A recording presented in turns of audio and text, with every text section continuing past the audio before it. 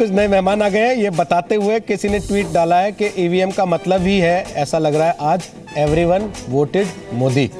और दूसरा किसी ने लिखा है मायावती जी के लिए कि मायावती जी आपको किसी ने गलत बता दिया कि वोटर साइलेंट होता है, वोटर असल में घुन्ना होता है यानी कि जो अपनी भावनाओं को आखिरी वक्त तक किसी के सामने आने नहीं देता।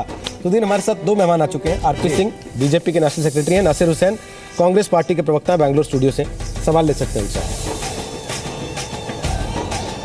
तो मुझे लगता है पहले हमें कांग्रेस सीपी सिंह से आपके पास जाना चाहिए। सिंह साहब आप नहीं, नासिर हुसैन है कांग्रेस से, आरपी सिंह बीजेपी से। अच्छा, ओके। हुसैन साहब आप सुन पा रहे हैं हमें? जी जी जी।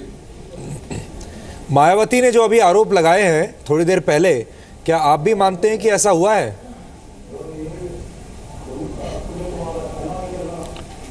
देखिए, मायावती अपनी पार्टी के लिए, अपनी पार्टी के तरफ से वो कह रहे हैं। हम तो हमारी पार्टी से इस बात को किसी ने बोला नहीं है, तो हम मायावती के लिए हम बात नहीं कर सकते।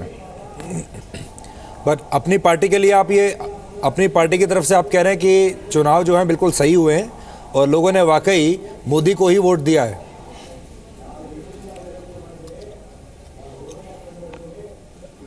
देखिए, उसका एक अलग बहस है। चुनाव के नतीजे आए हैं, भारतीय जनता पार्टी को जीत मिली है, जीत हासिल भी है उत्तर प्रदेश में, तो उसकी बधाई भारतीय जनता पार्टी को हम लोग को देना चाहिए। हम और ये चुनाव के जो भी रिजल्ट्स आए उसको एक्सेप्ट करते हैं। उसके साथ साथ में उत्तराखंड में हर 5 साल में एक टर्म कांग्रेस को, एक टर्म बीजेपी को वहाँ के लोग देते रहे हैं, तो ये बहुत ज़्यादा अनएक्सपेक्टेड नहीं रहा। पंजाब में जिस तरह से एक तरफा लोग वहाँ पे कांग्रेस पार्टी को मतदान देके जिताई हैं, और बीजेपी और अकाली दल की सरकार जो वहाँ पे जिस तरह से पंजाब में हाल कर रखा था उसको नकारा है, तो वहाँ पे भी हम लोगों को कांग्रेस पार्टी के कार्यकर्ताओं को और वहाँ के नेताओं को जो है बधाई देना चाहिए। मणिपुर और गोवा में अभी भी कांटे की टक्कर चल रही है, अभी भी कोई क्लैरिटी नहीं है वहाँ पे, लेकिन दोनों जगह कांग्रेस बहुत अच्छा कर रही है। गोवा में एग्जिट पोल्स में ये था कि कांग्रेस जीत नहीं पाएगी, लेकिन वहाँ भी अच्छा कर रही है और मणिपुर में भी अच्छा कर रही है। तो मुझे उम्मीद है कि 5 स्टेटों का जो चुनाव के नतीजे अभी भी आ रहे हैं, तो 2 भारतीय जनता पार्टी को जा रहे हैं, उसमें 3 हमको लग रहा है कि कांग्रेस पार्टी के किट्टी में आ रहे हैं। हम लोग एक स्टेट आ रहे हैं उत्तरांचल, जहाँ हम लोग थे, और उसके मुकाबले में बीजेपी ये पंजाब जीते हैं और 2 स्टेट और हमारे पास आ रहे हैं।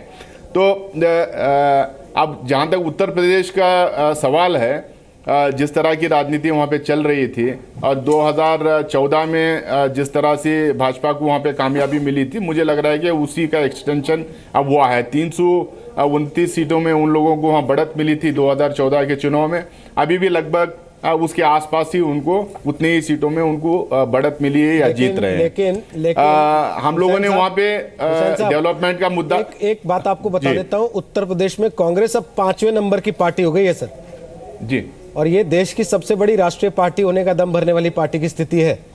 क्या आपको नहीं लगता कि आप लोगों को अब ये तय करना पड़ेगा कि राहुल गांधी कब तक?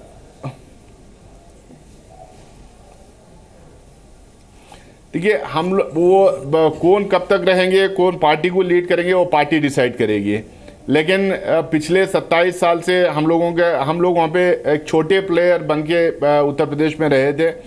पिछले चुनाव से इस चुनाव में भी हम लोगों के बहुत ज़्यादा स्टेक्स उत्तर प्रदेश में थे नहीं। हम लोगों को लगा कि अखिलेश जी का युवा नेतृत्व और राहुल गांधी जी का युवा नेतृत्व मिला के हम लोग एक अच्छा सा फ्रंट वहाँ पे रह सकते हैं, क्योंकि अखिलेश जी की छवि वहाँ पे डेवलपमेंट से थोड़ा जुड़ी हुई थी, और जिस तरीके के डेवलपमेंट्स उत्तर प्रदेश में और समाजवादी पार्टी के अंदर भी थे, तो हम लोगों को लगा था एक अच्छा फॉर्मेडेबल फ्रंट वहाँ पे डालेंगे। लेकिन लोगों ने छवि वाकई थी विकास पुरुष वाली भाजपा को वहाँ पे अखिलेश यादव जी की तो थी समाजवादी पार्टी में, अब लेकिन जिस तरह से चुनाव लड़ा गया है, जिस तरह से पोलराइजेशन करने की कोशिश की गई, जिस तरह से 1 साल पहले से ही इस तरह के पोलराइजेशन के खेल में वहाँ पे भारतीय जनता पार्टी जिस तरह से लगी हुई थी, चाहे मुजफ्फरनगर हो, चाहे कैराना हो, या नहीं तो और दूसरे इश्यूज के लेके जिस तरह से 1 साल 1.5 साल की मैं आपसे एक बात पूछना चाहता हो रहा था, जब कांग्रेस पार्टी समाजवादी पार्टी के साथ गठबंधन कर लेती है ये सोचकर कि उसे मुस्लिम वोट मिल जाएगा और वो मुस्लिम वोट बैंक को कंसोलिडेट कर लेंगे, तब इसको पोलराइजेशन नहीं कहते, तब इसको सोशल इक्वेशन कहते हैं। तब ये क्या कहलाता है? देखिए, कहीं पे भी पूरे 1.5 महीने के चुनाव के प्रचार में हो या उसके पहले के जो प्रचार में हो, कांग्रेस पार्टी कहीं पे भी ये मुस्लिम यादव फैक्टर या मुस्लिम फैक्टर या कोई और कास्ट फैक्टर का नाम लेके चुनाव नहीं लड़ी। बिल्कुल चुनाव डेवलपमेंट के प्लान पे लड़ा गया था और किसी के खिलाफ भी टिप्पणी नहीं की, अपने आइडियोलॉजिकल फ्रंट के हिसाब से कि हम लोगों को खुशी इस बात की है कि हम लोगों ने किसी भी तरह से कोई भी वहां पे मतदाताओं में डिवीजन लाने की कोशिश बिल्कुल साफ सुथरा चुनाव एक इंस्टेंस आप दे दीजिए जहां पे हम लोगों ने डिवीजन लाने की। ठीक है आरपी सिंह, आपसे मैं एक चीज पूछना चाहता हूं, वो कह रहे हैं 300 से ज्यादा वोट दे दिए। नहीं, चुनाव तो हम 77 में नहीं, चुनाव तो हम है ना, वो कह रहे हैं नहीं, चुनाव तो हम 77 में बहुत बुरी तरह से हारे। आपको नहीं लगता आरपी सिंह कि ये नहीं, चुनाव तो हम 77 में बहुत बुरी तरह से हारे थे। वोटर एक तरफा वोट दे रहा है एक पार्टी को और ये कहा जाए कि वोटर को बेवकूफ बनाया गया इसलिए उसने वोट दे दिया। देखिए, दो बातें बड़ा स्पष्ट समझिए। ये बाकी सब कुछ गिना रहे हैं, अखिलेश यादव की डेवलपमेंट की बात कर रहे हैं, ये बता दें सहारनपुर से लखनऊ वाली सड़क कहाँ चले गई?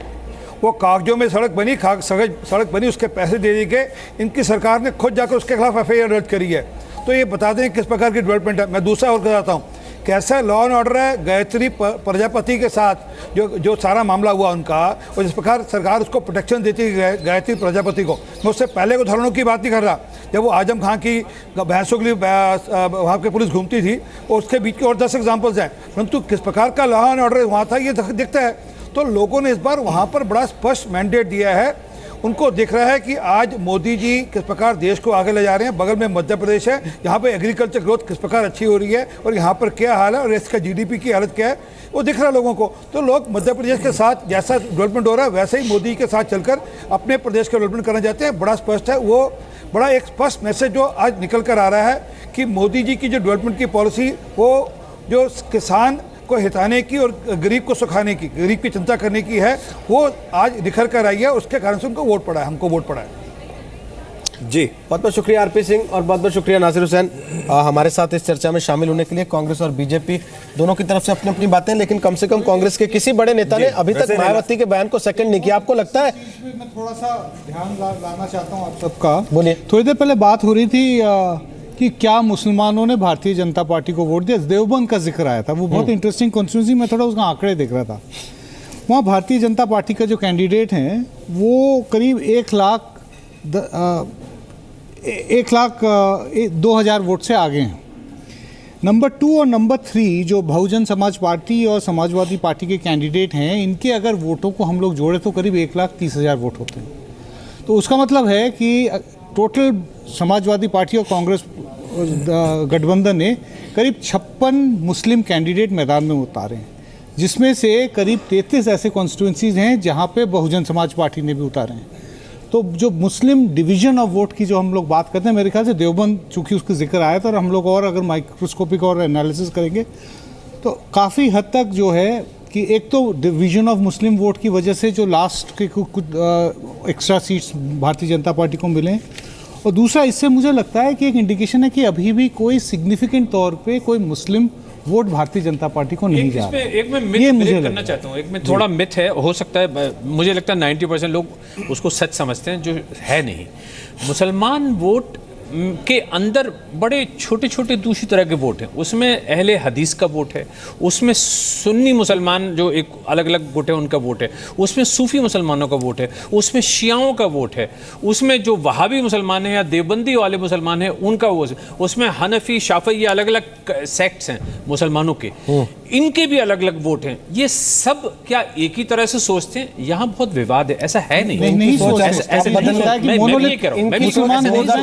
बदलने लगी कि उसमें पहले से- भी बदलती थी? नहीं रोहित, उसमें बहुत सारे ऐसे लोग बाकी हैं, उस अगेन मैं कह रहा हूँ उसी सेक्ट में से ऐसे हैं जो बीजेपी को वोट देते हैं, बड़े इत्मीनान से देते हैं, खुल्लम खुल्ला देते हैं। और ये जो एक ट्रेंड है ना, ये समझ लेना कि सारा का सारा मुसलमान वोट जो है एक तरफा जाता है, वो गलत है। गलत है। मैंने अभी देखा फेसबुक में किसी ने पोस्ट किया है, आप- यूपी में 100 ऐसे सीटें हैं जो मुस्लिम बहुल हैं और वहां से 71 सीटें भाजपा के पक्ष में आ रही है। तो ये उसका क्या तो कारण दिक्कत है कि भारतीय जनता पार्टी ने हमेशा रिवर्स पोलराइजेशन को सर मैं strategize किया। इसी चीज पे आना चाह रहा था। दूसरी नहीं, बात ये जो है, बात जहाँ आप लोग कर रहे हैं मैं इसी पे आना चाह रहा था। आप देखिए जैसे ही चुनाव अनाउंस होता है कहीं या नजदीक आने लगता है, सारे अखबार, सारे टीवी डिबेट्स, सारे पॉलिटिकल डिस्कशन, सारी पार्टियों की राय शुमारी टिकट बंटवारे को लेके वो इसी पे आ जाते हैं कि इसी पे। मुसलमान क्या करेगा।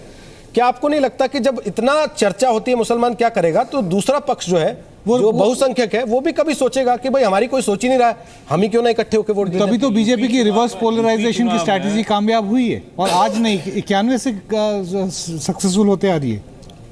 बात नहीं तो वही है ये कि स्ट्रेटजी यूपी चुनाव बीजेपी ने बनाया या बीजेपी नहीं, के मेरे ख्याल से- विरोधियों ने बना के मेरे ख्याल उसको से- अपना रिजल्ट दे दिया। देखिए, दोनों में करीब- अंतर है। देखिए करीब 30 साल के ऊपर हो गए कि कम से कम चुनावों को कवर करते हुए 91 में पहली बार भारतीय जनता पार्टी जब एक वाकई सीरियस फोर्स के तौर पे उभर के आई थी, तो सबसे पहले ये रिवर्स पोलराइजेशन का कॉन्सेप्ट जो है ये हिंदुस्तान की राजनीति में उस समय के जो बड़े नेता थे भारतीय जनता पार्टी के, जिसमें सबसे बड़े थ्योरेटिशियन गोविंदाचार्य थे, उन्होंने हम लोगों को समझाया कि जहाँ पे भी मुस्लिम सिग्निफिकेंट नंबर में होते हैं वहाँ पे हम लोगों की चांस ऑटोमेटिकली बढ़ जाता है, क्योंकि हमको ये मौका मिलता है कि अगर ज़रूरत है तो हम मुसलमान पोलराइज हो रहा है भारतीय जनता पार्टी के खिलाफ, उसको हम यूटिलाइज कर सकते हैं अपने बेनिफिट के लिए।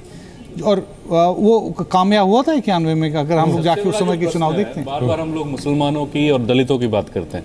इस बार भी ये कहा गया कि मायावती ने 99 मुसलमान कैंडिडेट्स खड़े किए थे। मायावती एक खास तबके से अपने आप को संश्लिष्ट करती है। 3-4 बार वो मुख्यमंत्री भी बनी, यूपी के कद्दावर नेता मानी जाती हैं पूरे भारतवर्ष में। उन्होंने दलित समाज के लिए या जिस समाज के हित की बात करते हैं उनके लिए कुछ किया क्या? अगर कुछ नहीं किया तो केवल मात्र उसी को ही राजनीति बनाना उचित रहेगा। यार एक ऐसा पार्टी जो कि सबके लिए काम करे, वैसे पार्टी के साथ आज के समय में लोग वोट देंगे, ये एक बहुत बड़ी बात है। और मुझे कहीं ना कहीं लगता है कि यूपी में वही हुआ है कि लोगों को लगता है कि जो पार्टी उनके काम करेगी, वो परिणाम में झलकती है। उज्ज्वला योजना हो, महिलाओं के सुरक्षा की बात हो, ट्रिपल तलाक जैसे मुद्दों पे ऊपर बहस करानी हो। किसी ने अभी कार्टून बना के भेजा है वोटिंग मशीन में जी। बीएसपी आगे लिखा है ट्रिपल तलाक, एसपी आगे लिखा है ट्रिपल तलाक, कांग्रेस आगे लिखा है ट्रिपल तलाक और बीजेपी के आगे कुछ नहीं लिखा है। वो कह रहा है इसीलिए सब बीजेपी का बटन दबाते रहे मुस्लिम वोटर।